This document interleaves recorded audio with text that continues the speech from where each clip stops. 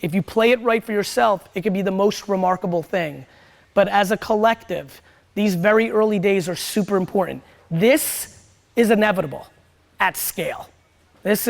Watching this makes me laugh because this is exactly what the rooms look at. This is actually way more. This is more, even though it's just, these days for me, a small room. This is way more faces than the ones that I saw in the tech space. And a lot of these faces went on to become the founders of Uber and Zucks and the founders of Instagram and things of that nature. So a couple things. Number one, you got your perspective. I just want to be happy. Don't you want to be happy?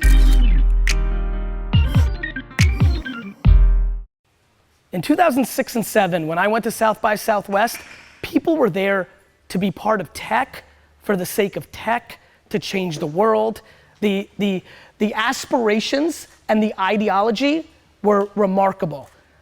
The far majority of this room today, 2018, right here, together, is in it for it. They've been in it. They're not flying in from Wall Street or Silicon Valley. There's people in here.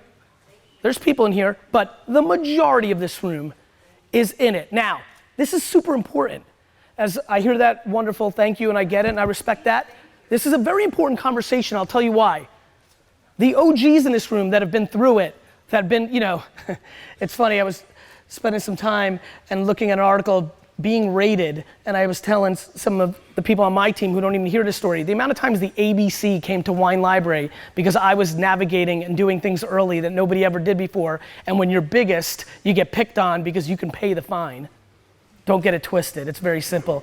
It's called winner's tax. They don't tell you that at B school, but that's what it is.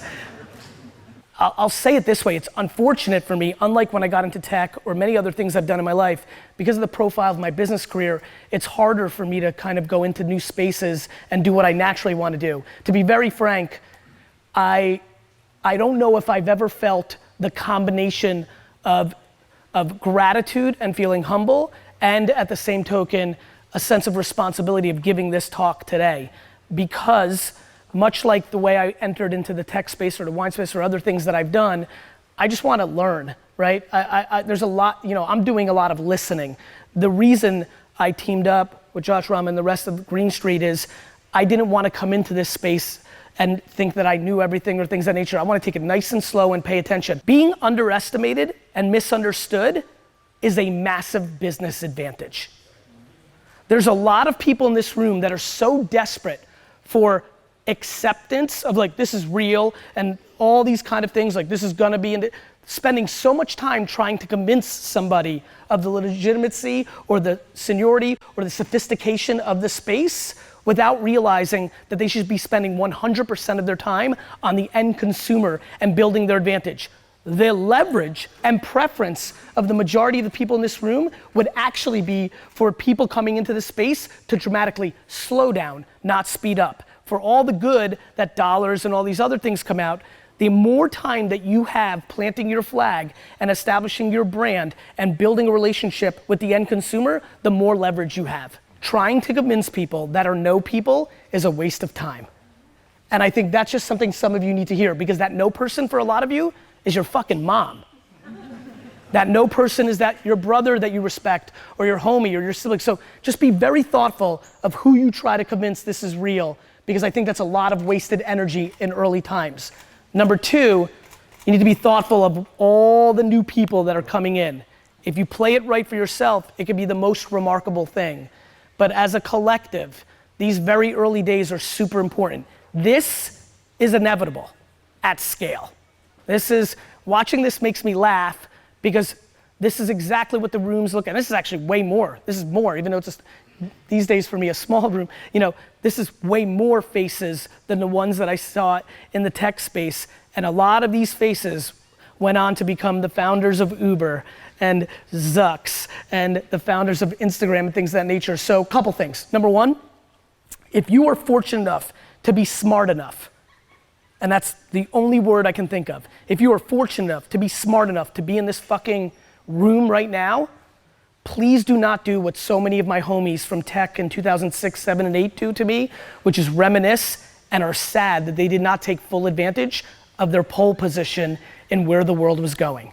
The biggest mistake that so many of you will do today is not network with other people at this place.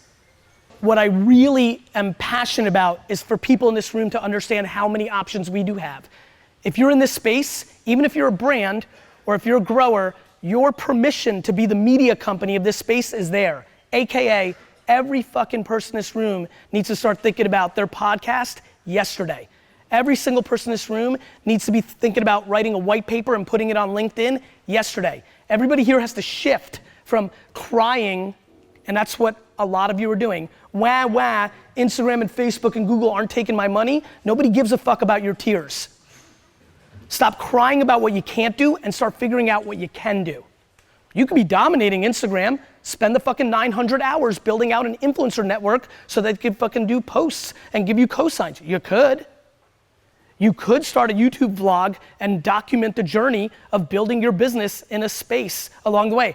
I wish I could watch Zuck's fucking vlog and how he built Facebook, if he was doing this 10 years ago. God forbid, AKA God willing, your company explodes, that vlog of how you made it is gonna be watched for the next 50 fucking years in perpetuity. You can do a ton of shit, but we have to shift our marketing mindset in this space from being advertisers to being media companies. We have to produce content. You have to produce content. So I implore you to take advantage of this remarkable moment in your industry where it's not a baby, but it hasn't even started. And I highly recommend you understand how early platforms and industries start. The ROI is in the fucking people. The ROI is in the fucking people. I promise you right now, everybody is watching how you're navigating right now. Everybody is watching. And there's a lot of you, and I fucking was in the hall for 4 minutes. And there's a lot of you, unfortunately, getting seduced by the short-term ROI and finances in the system, and everybody knows it. And you will lose. 3 of you will get through and make that trade. That's fine. We'll never see you again. But most of you will have a scarlet letter for trying to take from it instead of giving to it.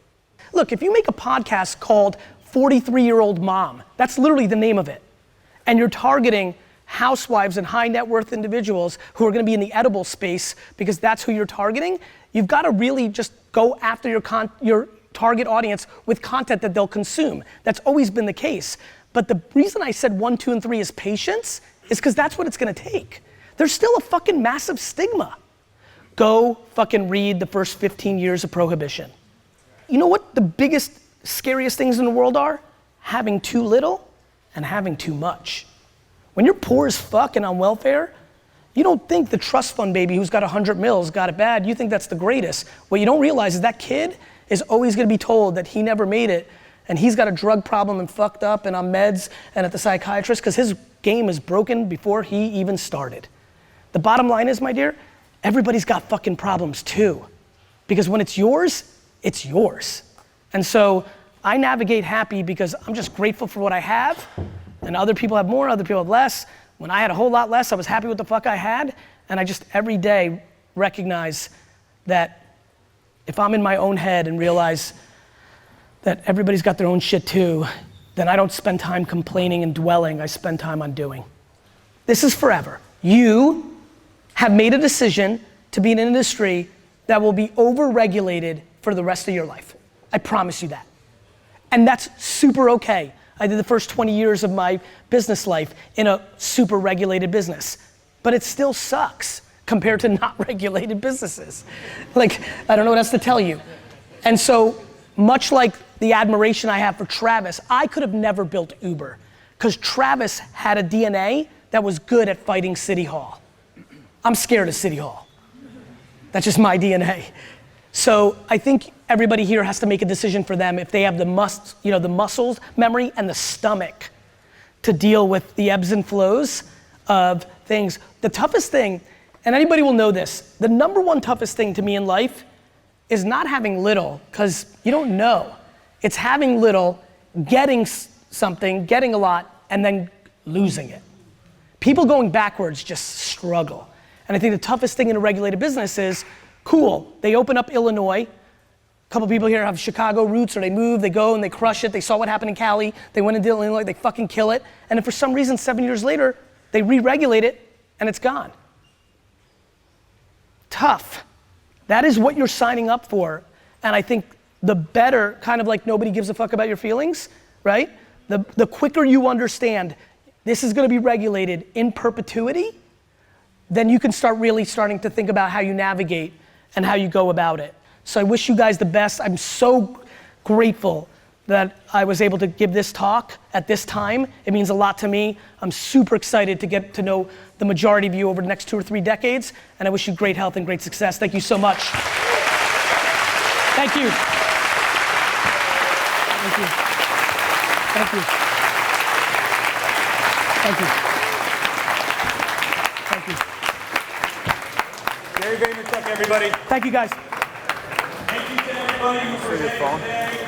You had a great Trying to save that card.